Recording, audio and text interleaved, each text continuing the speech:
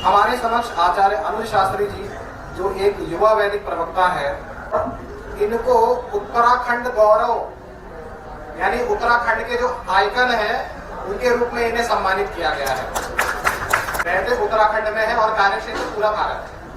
तो अपने जीवन में 13 वर्षों तक वैदिक धर्म के प्रचार प्रसार में वे निरंतर संलग्न है। एक थियोसॉफिकल सोसाइटी थी जिससे आर्य समाज कभी जुड़ा हुआ था, और उस पर आरोप लगते हैं कि उसके जो संस्थापक थे कर्नल एल्कोट और मैडम ब्लावेट्स, ये दोनों ईसाई थे। तो कुछ लोग कहते हैं भाई आर्य समाज ईसाई है या आर्य समाज ईसाइयों का प्रचार है। तो क्या ऐसा ही था? ये लोग आपको वो पत्र दिखा देंगे जिसमें लिखा है कि स्वामी जी थियोसॉफिकल सोसाइटी को अपना मानते हैं, लेकिन जिसमें उन्होंने कहा कि आज से थियोसॉफिकल सोसाइटी और हमारा कोई संबंध नहीं, वो आपको नहीं दिखा है।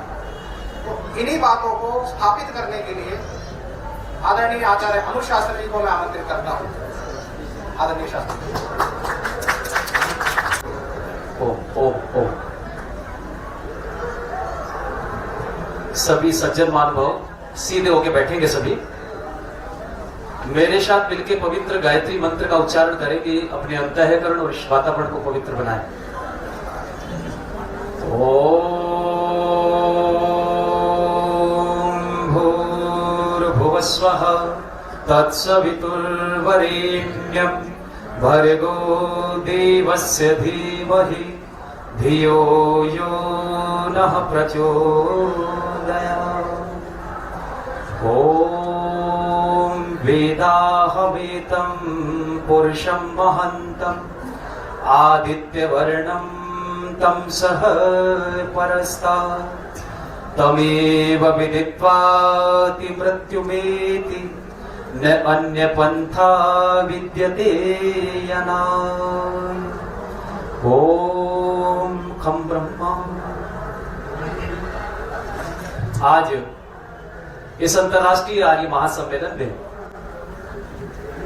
इस बहुत ही महत्वपूर्ण क्षेत्र में हमारे मध्य में कासाई वस्त्रों से सुशोभित सभी सन्यासी महानुभाव, वानप्रस्थी महानुभाव, समक्ष बैठे हुए तमाम आर्य भद्र पुरुषों और इस मंच की शोभायमान आज की इस सेशन के सभी आचार्यगण, विद्वान विदुषी, भाई प्रचेतस जी, भाई कार्तिक अय्यर जी, और जिनका अथक परिश्रम मैं 4 दिनों से देख रहा हूं। किसी भी कार्यक्रम को व्यवस्थित करना, उसको चलाना, उसका संयोजन करना, ये कोई सामान्य कार्य नहीं है। भाई कृतेश जी और इनकी पूरी टीम मिलकर के इस पूरे कार्यक्रम को आगे बढ़ा रहे। एक बार जोरदार करतब ध्वनि से इन सभी कार्यकर्ताओं का उत्साहवर्धन आप लोग करें। इस आर्य महासम्मेलन में मैं अपना विषय आरंभ करूं, उससे पूर्व मैं 2-4 बातें आपसे कहना चाहता हूं। इस आर्य महासम्मेलन को प्रत्येक व्यक्ति अपनी अपनी दृष्टि से देख रहा है। राजनेता लोग आते हैं तो वो अपनी दृष्टि से देख रहे हैं, विद्वान आए हैं उन्होंने अपनी दृष्टि से देखा है, विश्लेषक आए उन्होंने अपनी दृष्टि से देखा, एक सामान्य व्यक्ति आया उसने अपनी दृष्टि से देखा। पर बंधुओं, विचार करके देखिएगा, इस पूरे महासम्मेलन में जो बात कभी 10 अप्रैल 1875 को बंबई में स्वामी दयानंद सरस्वती ने कही थी कि आर्य समाज का उद्देश्य कोई चेले और चेलिया बनाना नहीं है, आर्य समाज का उद्देश्य कोई मत पंथ खड़ा करना भी नहीं है। तो ये जितने स्टॉल आप लोग देख रहे हैं, चाहे वो पुस्तकों के हों, सामग्री के हों, या चारों तरफ हॉल जो बने हैं उनमें जो प्रवचन इत्यादि चल रहे हैं, उन सब का एक ही उद्देश्य है जो 1875 में स्वामी दयानंद ने कहा था। और उद्देश्य था राष्ट्रीय भावना का विकास करना, सामाजिक कुरीतियों का निवारण करना और धर्म को उसकी वास्तविक स्थिति में प्रतिष्ठित करना। और इसी उद्देश्य को लेकर के मैं 4 दिनों से देख रहा हूं, लगातार महासम्मेलन में ये सब कार्यक्रम आयोजित किया जा रहा है, जिनके माध्यम से मैं आप सब लोगों के दर्शन कर सका। वो आज हमारे बीच में नहीं है, लेकिन मैं कृतज्ञ हो जाऊंगा यदि उस व्यक्ति का नाम मैं ना लूं। आदरणीय सुरेश चंद्र आर्य जी, एक ऐसे अद्भुत व्यक्तित्व, जब वो इस तरह से गए तो निश्चित रूपेण उससे 2 दिन पूर्व मेरे से फोन पे बात हुई और कहा, आचार्य जी आप महासम्मेलन में आ रहे हैं, आपको निमंत्रण दे दिया गया है और मैं आपसे वहीं पर मिलूंगा। सुन करके फिर बड़ा कष्ट हुआ आत्मा बड़ी द्रवित हुई, लेकिन ईश्वर की व्यवस्था है। और बंधुओं, जो उनके मन में विचार था, जिस विचार को लेकर के वो आगे बढ़ रहे थे, वो नवीनता इस अंतर्राष्ट्रीय महासम्मेलन में हमको देखने को मिली है। ये जो नया मंच आप लोग देख रहे हैं, जिस मंच की पूरी पूरी प्रशंसा आर्य समाज के तमाम विद्वानों ने की है, आर्य समाज के विश्लेषकों ने की है, और इस भारतवर्ष का बौद्धिक वर्ग वो इस मंच की बड़ी प्रशंसा कर रहा है कि अंतर्राष्ट्रीय आर्य महासम्मेलन में एक ऐसा मंच लगाया गया है जिसका नाम यूथ इग्निटाइज है। ये मैं इसको सुन रहा हूं लगातार अपने उत्तराखंड में, तो बहुत सारे युवा इसकी पूरी पूरी प्रशंसा कर रहे हैं। और इसमें बहुत सारे ऐसे विषय जो वास्तव में आज नौजवानों को जानने चाहिए, वो सब उठाए गए। तो उसी के अंतर्गत एक बहुत महत्वपूर्ण विषय अभी मुझको मिला है, और विषय है आर्य समाज और द थियोसॉफिकल सोसाइटी। एक चीज मैं आप लोगों से स्पष्ट कहना चाहता हूं, आप सब लोग मुझे बताएं, क्या बिना किसी कारण के कार्य की संभावना हो सकती? किसी भी कारण के बिना कार्य नहीं हो सकता। तो थियोसॉफिकल सोसाइटी की स्थापना हुई तो उसके पीछे भी क्या था, बोलो? कोई ना कोई कारण था। अब वो क्या कारण था? और थियोसॉफिकल सोसाइटी की स्थापना कर्नल अलकोट और मैडम ब्लावत्स्की करते हैं न्यूयॉर्क में, अमेरिका में 1875 को। ठीक उसी 1875 में बंबई में आर्य समाज की भी स्थापना होती है। तो दोनों जगह पर जब मैंने एनालिसिस किया, मैंने स्टडी किया, थियोसॉफी का एक बहुत बड़ा साहित्य है, उसको आप लोग पढ़ेंगे और बहुत सारे विचारकों के लेख भी पढ़ेंगे, और स्वामी दयानंद सरस्वती का जो पत्राचार हुआ है उसको भी पढ़ने के बाद में, बहुत सारा अध्ययन करने के बाद में, जो निर्णय मैं आप लोगों को बताने का प्रयास कर रहा हूं दो शब्दों में, कि इधर स्वामी दयानंद सरस्वती देख रहे थे कि सृष्टि के आदि से लेकर के और महाभारत काल तक, यानी 1,96,08,53,126 वर्षों में से मात्र 5200 वर्षों का कालखंड आप लोग अलग निकाल दें, जितना भी पूरा कालखंड बचता है, उस पूरे कालखंड पर इस पूरे विश्व में एक ईश्वर होता था, एक पुस्तक होती थी, और वो ईश्वर कोई साकार नहीं था, वो अवतार लेने वाला नहीं था, वो रूप धारण करने वाला नहीं था। वो ईश्वर कैसा था, बोलो? निराकार था। वो निराकार ईश्वर था, वो सर्वव्यापक था, अंतर्यामी था, अजर था, अमर था, अभय था, नित्य था, पवित्र था, सृष्टि करता था। उसी की उपासना सब लोग किया करते थे। ऐसी वेद की व्यवस्था और ईश्वर के संबंध में प्रचार इस भारत देश के अंदर होता था। लेकिन उसी ईश्वर को कितना विकृत किया गया, उसी ईश्वर के बनाए संविधान को कितना विकृत किया गया। अभी डॉक्टर विवेक जी बहुत साइंटिफिक चीजें आप लोगों को मनुस्मृति के बारे में बता रहे थे। हमारे तमाम ग्रंथों को किस तरीके से विकृत करने का काम किया गया, और ये जो महान हानि भारत देश की हो रही थी, इसी हानि को ठीक करने के लिए स्वामी दयानंद ने आर्य समाज की, बोलो, स्थापना की। ये जो मैती हानि हो रही थी, और ऐसी हानि को स्वामी दयानंद सरस्वती ने 1875 से पहले देखा, बहुत एनालिसिस किया, अध्ययन किया, पढ़ा लिखा, समझा, विचारा, और फिर एक ऐसा संगठन बनाया जिसके माध्यम से समाज को हम लोग ठीक करें। उसका नाम हुआ आर्य समाज। और यही काम करना चाहते थे कर्नल अलकोट। कहां पर, बोलो? अमेरिका में। कर्नल अलकोट और मैडम ब्लावत्स्की ने देखा था कि भारत, इसे अमेरिका के अंदर, पूरे न्यूयॉर्क शहर में ही नहीं, पूरे अमेरिका में लोग जो है वो गॉड और बाइबिल का मजाक उड़ा लेते, यानी गॉड को मानने के पीछे उनकी बहुत सारी भ्रांतियां, जैसे विकृत हो गया था यहां पर वेद का सिद्धांत, जैसे विकृत हो गया था ईश्वर का दर्शन, जैसे विकृतता आ गई थी यहां पर। स्पष्ट रूप से मैं कहना चाहता हूं, ईश्वरीय व्यवस्था जो चलती थी उसमें विकृति हुई, ऐसे ही गॉड को ठीक से समझने में वहां पर विकृति हुई। और उस विकृति को ठीक करने के लिए उन्होंने थियोसॉफिकल सोसाइटी की स्थापना की। और शब्द भी देखिए आप, थियोसॉफी। आगे भी इसका एनालिसिस करेंगे तो आप जानेंगे, थियो माने गॉड, ग्रीक का शब्द है, और सोफी माने नॉलेज, ज्ञान। यानी थियोसॉफी का जो मीनिंग निकल के आता है वो है गॉड का ज्ञान, गॉड की नॉलेज, गॉड का ज्ञान माने परमात्मा कैसा है। और परमात्मा में जो भ्रांति आज समाज के अंदर आ गई है, जो अमेरिकन समाज है, उसमें भ्रांति को ठीक करने के लिए उन्होंने कहा कि भाई यहां पर थियोसॉफी नाम की संस्था की स्थापना करें। लेकिन गॉड के ज्ञान के बारे में वो भी दिग्भ्रमित थे। कर्नल अलकोट भी जैसा बोर्ड है उसके बारे में बहुत रिसर्च कर रहे थे, जान रहे थे, इधर उधर खोज रहे थे, और तमाम देश दुनिया के फिलोसफरों को वो लोग पढ़ रहे थे।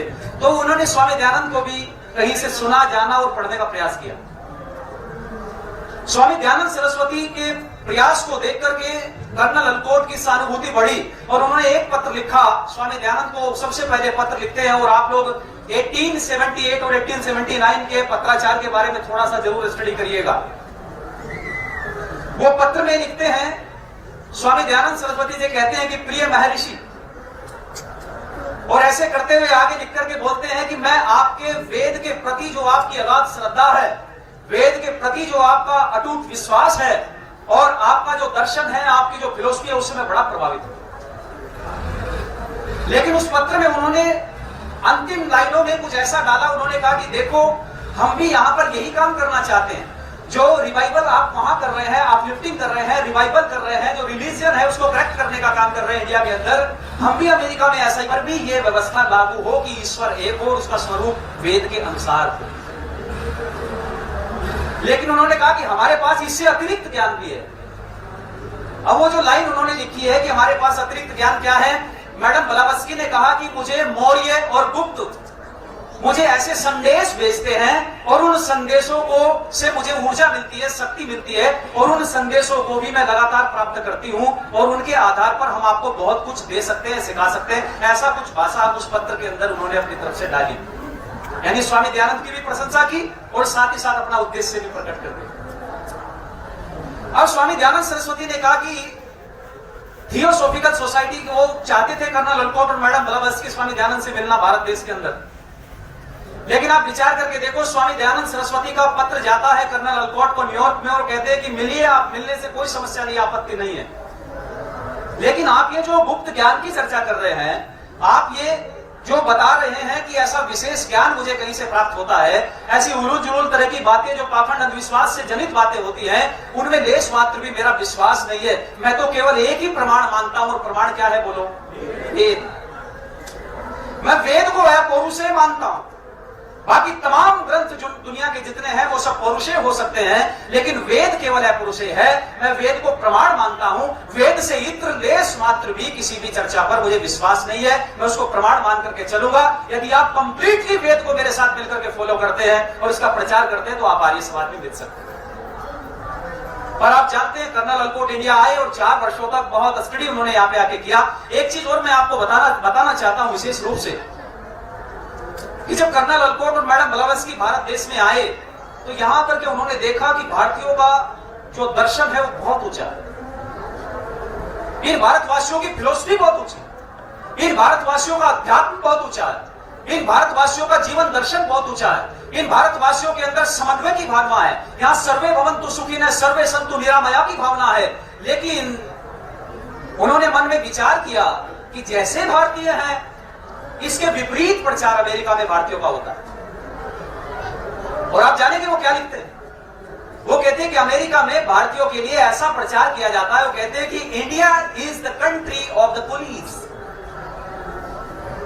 ये जो भारत देश है वो किनका देश है? कूलियों का देश है, कूलियों का देश। मैंने घोड़ों की मालिश करने के लिए चाहिए तो वो भारत से मंगाइए, लीड उठाने के लिए चाहिए तो भारत से मंगाइए, पॉलिश कराने के लिए चाहिए तो भारत से मंगाइए, सेवा करने के लिए चाहिए तो भारत से मंगाइए। इस तरीके की विचारधारा अंग्रेजों के यहाँ अमेरिका में और पूरे ब्रिटेन में और पूरे यूरोप में ये धारणा भारत देश के लोगों के प्रति वहां पर फैलाई जा रही थी। और वो आश्चर्यचकित होते हो कितना बड़ा ज्ञान, कितनी बड़ी नॉलेज, कितनी बड़ी विद्या और इतनी बड़ी फिलोसफी भारतीयों के पास में। अद्भुत। स्वामी दयानंद से के बारे में जानकर के बड़े प्रभावित, बहुत ज्यादा अट्रैक्ट किया स्वामी दयानंद सरस्वती। आप विचार करके आप लोग देखें फिर तुड़ाव कैसे हुआ। तो स्वामी दयानंद ने कहा कि देखो भैया, हम वेद के अनुसार अपना जीवन चलाना चाहते हैं। लेकिन कर्नल ललकोट और मैडम ब्लावत्स्की का कहना था कि देखिए, वेद की भी हम बातें मानते हैं, पर जो यूरोपियन फिलोसफर हैं उनके सिद्धांत को भी जोड़ना पड़ेगा, बौद्धिस्ट लोग हैं इनके सारे दर्शनों को भी बीच में जोड़ना पड़ेगा। तो तमाम तरह की बातें, तमाम तरह की चीजें वो जोड़ करके लेकर के चलना चाहते थे। मैंने कहीं का ईंट कहीं का रोड़ा और भानुमति ने उनबा जोड़ा। ये कहानी कर्नल ललकोट और मैडम ब्लावत्स्की दयानंद के साथ करना चाहते थे, पर वो तो ऐसे निडर ऋषि थे, ऐसा महान व्यक्तित्व स्वामी दयानंद थे। उन्होंने तो एकलिंग महादेव की गद्दी एक झटके में ठुकरा दी। एकलिंग का कोई छोटा मोटा साम्राज्य था? आप विचार करके देखो, राजस्थान में कितनी बड़ी गद्दी, अरबों की संपत्ति, खरबों की संपत्ति जिसके पास में हो, एक चुटकी में ठुकरा दी है। बड़े से बड़े राजाओं के प्रलोभन स्वामी दयानंद सरस्वती ने एक पल में ठुकरा दिए हैं। वो लेश मात्र भी वेद के साथ में समझौता करने वाले बोलो, स्वामी दयानंद समझौता नहीं करना चाहते। और यही कारण रहा कि स्वामी दयानंद ने फिर थियोसॉफिकल सोसाइटी जो काम कर रही थी, वो कर्नल अलकोट और मैडम ब्लावत्स्की यहाँ से अपने वापस न्यूयॉर्क चले गए। फिर ब्रिटेन की एक महिला, लंदन की जो इंग्लिश महिला थी और वो भारत देश में आती है, जिनका नाम था एनी बेसेंट। और एनी बेसेंट ने आकर के थियोसॉफी का बहुत ज्यादा प्रचार प्रसार किया। दूसरी दिशा की तरफ थियोसॉफी गया, मैं उस तरफ नहीं जाना चाहता, लेकिन आप लोगों से सिर्फ इतना निवेदन करना चाहता हूं कि स्वामी दयानंद सरस्वती ने कभी भी असत्य के साथ समझौता बोलो नहीं किया। स्वामी दयानंद सरस्वती चाहते थे कि वेद का प्रचार प्रसार दुनिया में हो, वेद सत्य का सिद्धांत दुनिया के अंदर जाए, और वो सिद्धांत जाए जिसके आधार पर लोगों में सुख और चैन बढ़े। क्योंकि स्वामी दयानंद सरस्वती ने वेद का एक मंत्र उस पर बड़ा आचरण किया। स्वामी दयानंद ने वेदों को खूब पढ़ा, लेकिन कुछ बातें ऐसी होती हैं जो हमारे आचरण को प्रभावित करती हैं। आप जानते हैं ऋग्वेद में 9वें मंडल के 63वें अध्याय का एक 5वां मंत्र है, और उस मंत्र में क्या कहा जाता है कि इंद्रम वर्धन्तो अपुर कृणवन्तो विश्वमाल्यम अभ्रनन्तो अरावणा। और आप स्वामी दयानंद सरस्वती का पूरा जीवन चरित्र उठा के देखेंगे, यहां तक कि उनका बलिदान भी, ये कंप्लीटली जो स्वामी दयानंद का वो इसी वाक्य पर काम करता है, इसी वाक्य को एग्जिस्ट करता है। स्वामी दयानंद के जीवन में ये वाक्य झलकता है, कौन सा? कृणवन्तो। स्वामी दयानंद सरस्वती केवल भारतीयों को ही आर्य नहीं बनाना चाहते थे, स्वामी दयानंद सरस्वती पूरे विश्व को आर्य बनाना चाहते थे।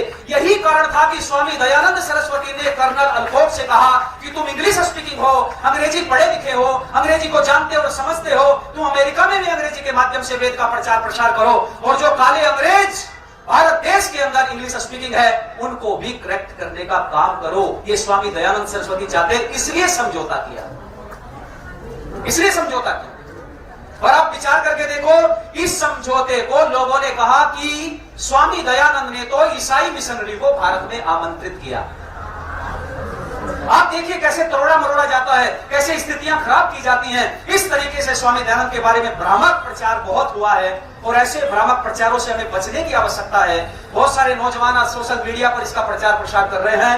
मैं आचार्य अनुज शास्त्री बहुत सत्यता पूर्वक और बहुत जिम्मेदारी के साथ निज मन से सारे नौजवान युवाओं से, पूरे देश के युवाओं से कहना चाहता हूं कि थियोसॉफिकल सोसाइटी के साथ स्वामी दयानंद के विचार इसलिए मिले थे क्योंकि कर्नल अलकोट कहते थे कि मैं वेद के माध्यम से ईश्वर को अमेरिका में प्रसारित करना चाहता हूं, आपके सिद्धांत को दुनिया में ले जाना चाहता हूं। इसलिए स्वामी दयानंद मिले थे, और जब उन्होंने मानने से इनकार कर दिया तो एक सेकंड नहीं लगा, एक झटके में उपरार भी बोलो तोड़ करके स्वामी दयानंद ने रख दिया। इसलिए कैसे थे कहने को तो बहुत कुछ मन करता है आप लोगों से, लेकिन फिर कभी समय मिलेगा, अवसर मिलेगा, बहुत सारी चर्चाएं हम लोग करेंगे। पिछले 13 वर्षों से मैं पूरे भारतवर्ष में घूम करके हम प्रचार प्रसार कर रहे हैं। नौजवानों को जगाने का, बेटियों को इस वैदिक संस्कृति के साथ जोड़ने का हम काम कर रहे हैं। स्वामी दयानंद कैसे थे, बस 2-3 मिनट में अपनी बात समाप्त करता हूं। एक पंक्ति हमारे बहुत अच्छे मित्र हैं, आर्य समाज के बड़े अच्छे युवा विद्वान रणवीर शास्त्री जी, उन्होंने बड़ी सुंदर पंक्तियां लिखी थी, इस विषय से एडजस्ट कर रहे हैं। मैं पढ़ता हूं, आपके बीच में ध्यान से सुनेंगे कैसे थे ऋषिवर दयानंद। देव दयानंद का कर्जा है इस माटी के कण कण, देव दयानंद का कर्जा है इस माटी के कण कण पे, जिनके शब्दों की गुंजन है भारत माँ की धड़कन में। आज तुमको दिख रहा जो आसमान के तारों पे, उसने सारा जीवन काटा कांटों पे, अंगारों पे। एक अकेला गरज रहा था पाखंडी ललकारों पे, जैसे शेर चिंगाड़ रहा हो लाखों भेड़ सियारों में। निज वेदना पर भी जिसके दिल में खाया खार नहीं, पर पीड़ा पर उसकी आंखों से खूनी जलधार वही। मैं अपने गीतों में उसकी धड़कन गाने निकला हूँ, ऋषिवर देव दयानंद की तुमको याद दिलाने निकला हूँ, अपने महापुरुषों की तुमको याद दिलाने। मैं शब्दों की महफिल में नंगा नृत्य नाच नहीं पाया, मैं शब्दों की महफिल में नंगा नृत्य नाच नहीं पाया, अपनी पीड़ा में व्याकरण चित्रण बाच नहीं पाया। मैं पुरस्कारों की चापलूसी में सुंदर गान नहीं गाता, किसी रूपसी की यादों में रोते प्राण नहीं गाता। मेरे काव्य का निर्माण नहीं है सोने के उपकरणों में, मेरी कविता हार गई है दयानंद के चरणों में, मेरी कविता हार गई है दयानंद के। अब तो अपना एक एक अक्षर सन्यासी सा लगता है, आर्य समाज का एक एक मंदिर मथुरा का सी लगता है, ऋषि का एक एक पावन वाक्य मधुर जान सा लगता है। मुझको मेरा टंकारा भी पुण्य धाम सा लगता है, मुझको मेरा टंकारा भी। उस पुण्य धरा की माटी का मैं वचन निभाने निकला हूं, अपने महापुरुषों के तुमको गीत सुनाने निकला हूं, ऋषिवर देव दयानंद की तुमको याद दिलाने निकला हूं। सुनिएगा जरा अंतिम बात, कैसे थे मेरे ऋषि दयानंद। देव दयानंद प्रकाश पुंज है गहन तमों की घाटी में, देव दयानंद प्रकाश पुंज है गहन तमों की घाटी में, देव दयानंद चंदन का पौधा सूखी बंजर माटी में, देव दयानंद करुणा का सागर पाषाणों के सीने पर, देव दयानंद रक्त बूंद था सूखे पड़े पसीने पर, देव दयानंद बलिदान था भारत मां की छाती पर, देव दयानंद शेषनाग था पाखंडों की छाती पर, देव दयानंद का जीवन संघर्षों की शिक्षा है, देव दयानंद का जीवन सीता की अग्नि परीक्षा है, देव दयानंद का जीवन कैसा संग्राम रहा होगा, राक्षसों की लंका में जैसे हनुमान रहा होगा, राक्षसों की लंका में जैसे हनुमान। उस महामानव उस ब्रह्मचारी की मैं पीड़ा गाने निकला हूं, अपने महापुरुषों के तुमको गीत सुनाने निकला हूं, ऋषिवर देव दयानंद की तुमको याद दिलाने। अंतिम पंक्ति पढ़ के विराम देता हूं। कैसे उपकार किया ऋषिवर दयानंद ने। कोई समुदाय विश्व का ऐसा नहीं है जिसकी तरफ ऋषि की दृष्टि न गई हो।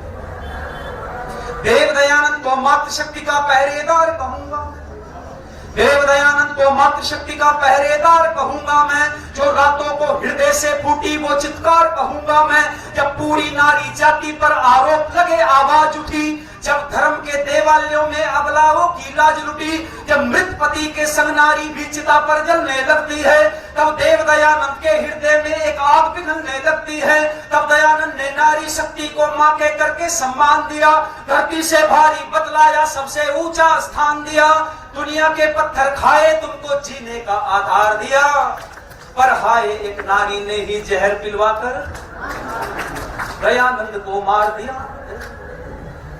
आप विचार करिए, लेखनी टूटती है यहाँ विश्लेषकों की। स्वामी दयानंद ने कहा था कि जगन्नाथ तुम नहीं जानते कि इस समय विष देने से इस विश्व की कितनी बड़ी बोलो हानि हुई है, इसका अंदाजा तुम्हें नहीं है। लेकिन याद रखना लोगों, ऋषि का ऋषित्व तो प्रकट होता है, ऋषि मनुष्य से ऊपर होते हैं, इसलिए जगन्नाथ विष देने वाले जगन्नाथ को भी कुछ मुद्राएं देकर के भगा देते हैं। यहाँ ऋषित्व सिद्ध होता है, मनुष्य से ऊपर उठ करके ऋषित्व की भावना। स्वामी दयानंद ने किसको करेक्ट नहीं किया। स्वामी दयानंद ने ईसाइयों की भर्त्सना की है, इस्लामिक जो मान्यताएं समाज को खाई जा रही थी उनको करेक्ट करने का काम किया। क्या बौद्धिस्ट, क्या जैनिज्म, तमाम तरह के मत पंथ संप्रदाय सबकी खतियां खड़ी कर दी स्वामी दयानंद सरस्वती ने, और कहा कि यदि जीवन में सुख और आनंद चाहते हो तो उसका मार्ग केवल और केवल बोलो वैदिक मार्ग है, इसके अलावा कोई दूसरा रास्ता बोलो नहीं है। तो बस यहीं पर मैं अपनी वाणी को विराम देता हूँ। आपने लज्जित होकर के सुना है, सभी का बहुत बहुत आभार, बहुत बहुत धन्यवाद। एक सूचना मैं आपको देकर के पीछे हट रहा हूँ।